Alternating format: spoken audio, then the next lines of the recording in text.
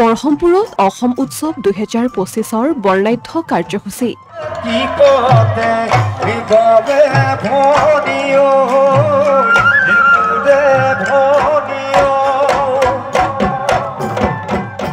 চাৰিদিনীয়া বৰ্ণাঢ্য কাৰ্যসূচীৰে আয়োজন অসম উৎসৱ 2025 5 শতাধিক নাচনীৰ মুকলি বিহু প্ৰদৰ্শনে সৃষ্টি কৰিলে এক নান্দনিক পৰিৱেশৰ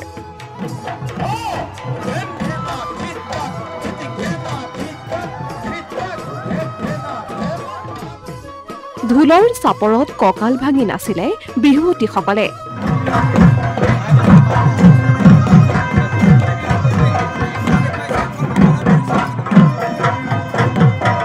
নগাঁও জিলাৰ ঐতিহ্যমণ্ডিত বৰহমপুৰত চাৰিদিনীয়া বৰ্ণাঢ্য কাৰ্যসূচীৰে আয়োজন কৰা হৈছে অসম উৎসৱ 2025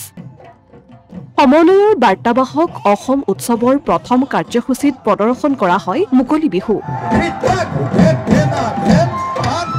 মুকলি বিহুৰ দৃষ্টিনন্দন পৰিৱেশে ঐতিহাসিক বহমপুৰৰ ৰাজহুৱা খেলপথাৰত সৃষ্টি কৰিলে এক নান্দনিক পৰিৱেশৰ বৃহত্তৰ অঞ্চলটোৰ বিভিন্ন জাতি জনগোষ্ঠীৰ মিলনভূমি বৰহমপুৰত সকলোৱে একত্ৰিতভাৱে বিহু প্ৰদৰ্শন কৰি পৰিণত কৰিলে সমন্বয়ৰ এক উৎসৱস্থলীলৈ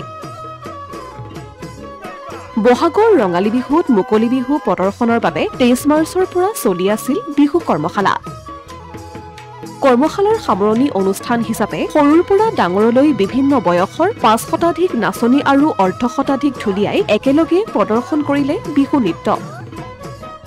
প্ৰতিকূল বতৰক নেওচি আজি চাৰিওফালে অগণন শ্ৰোতা দৰ্শকৰ ভিৰ হোৱা পৰিলক্ষিত হৈছে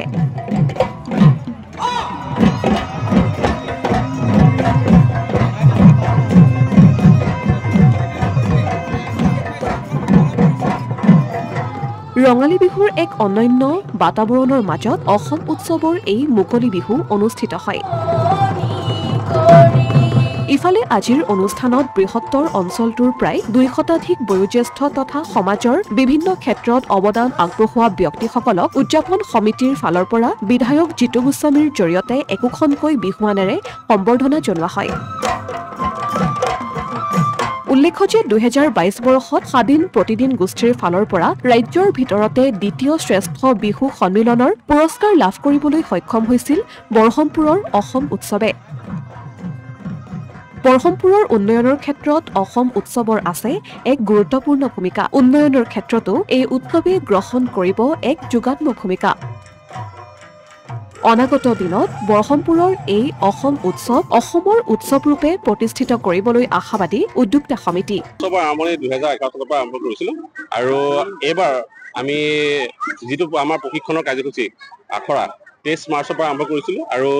আজিৰ কাৰ্যসূচী প্ৰথম শুভাৰম্ভ হৈছে আমাৰ মুকলি বিহুৰ দ্বাৰা শুভাৰম্ভ হৈছে আৰু বয়োজ্যেষ্ঠসকলক আমি আজি আদৰণি জনাই বহমপুৰ সমষ্টিৰ যিমানখিনি বয়োজ্যেষ্ঠ আছে যাৰ আশীৰ্বাদত আমি ডাঙৰ দীঘল হৈছো তেওঁলোকৰ আশীৰ্বাদ লৈ তেওঁলোকৰ আদৰ্শ প্ৰেৰণা হিচাপে লৈ আমি আগবাঢ়িছো তেওঁলোকক আজি বিহুতলীত আদৰণি জনোৱাৰ এটা পৰম্পৰা আমি ৰাখিছো বহমপুৰ সমষ্টিৰ মাননীয় বিধায়ক শ্ৰী জিতু গোস্বামী ডাঙৰীয়া আহিব তেখেতৰ উপস্থিতিত আমি কাৰ্যটো সমাপন কৰিম আৰু মুকলি বিহুৰ মূল কাৰ্যসূচী আজি আছে আমাৰ অঞ্চলৰ প্ৰায় 5 শতাধিক ছোৱালী তেওঁলোকৰ উপস্থিতিত বা তেওঁলোকৰ এই বিহু নৃত্যই আজি বিহুতলীখন শুৱনি কৰিছে আৰু প্ৰত্যেকগৰাকী ছোৱালীলৈ আমি ধন্যবাদ জ্ঞাপন কৰিব বিচাৰিছো কাৰণ কণ শিশুৰ পৰা আৰম্ভ কৰি গাভৰু ছোৱালী যিখিনি আছে সকলোৱে প্ৰায় এমাহ ধৰি বহু কষ্ট কৰিছে আনকি মাকৰ কোচত থকা কেঁচুৱাটিও বিহুৰ যিটো কম্পন ঢোল মাত পেপাৰ কম্পনটো অনুভৱ কৰিব পাৰিছে সেই কথাখিনি আমি উপলব্ধি কৰি আমি গৌৰৱ অনুভৱ কৰিছো যে তেওঁলোকে এই বয়সতে যে বিহুৰ যি ঐতিহ্য পৰম্পৰা তেওঁলোকে জাতীয় সত্তাটোক অনুভৱ কৰিব পাৰিছে যিটো জাতীয় উৎসৱক তেওঁলোকে প্ৰতিনিধিত্ব কৰিব পাৰিছে বহমপুৰবাসী হিচাপে আমি তেওঁলোকক লৈ গৌৰৱ অনুভৱ কৰিছো অসমীয়া প্ৰতিদিন ডিজিটেল সংবাদ বৰহমপুৰ